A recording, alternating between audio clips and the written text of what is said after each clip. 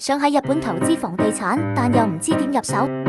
其實投資日本房地產有好多選擇，分契式酒店、民宿、舊屋翻新等，邊種最啱你？等我哋一齊了解下。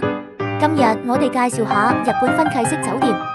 分契式酒店係近年好受歡迎嘅投資方式，尤其適合想穩定收租又驚麻煩嘅人，即係將酒店裏面嘅每個房間分開賣。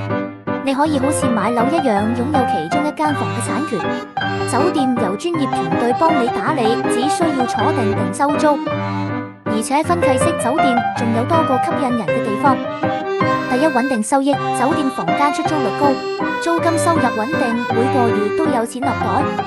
第二，資產升值，日本旅遊業發展迅速，尤其係東京、大阪、京都等熱門城市，酒店需求不斷上升，帶動房價升值。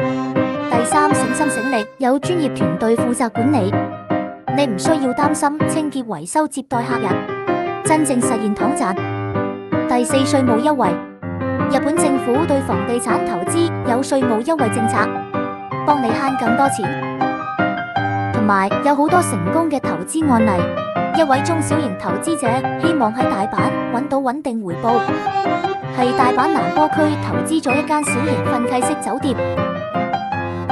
該酒店年均入住率達到80%，旅遊旺季更接近100%，年化收益率穩定喺5%到6%，而且酒店資產價值隨大阪旅遊業嘅增長而穩步上升。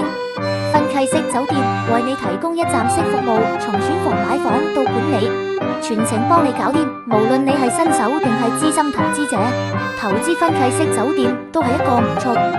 如果你有興趣，即刻聯絡我哋啦。下一期我哋將會介紹點樣投資日本民宿。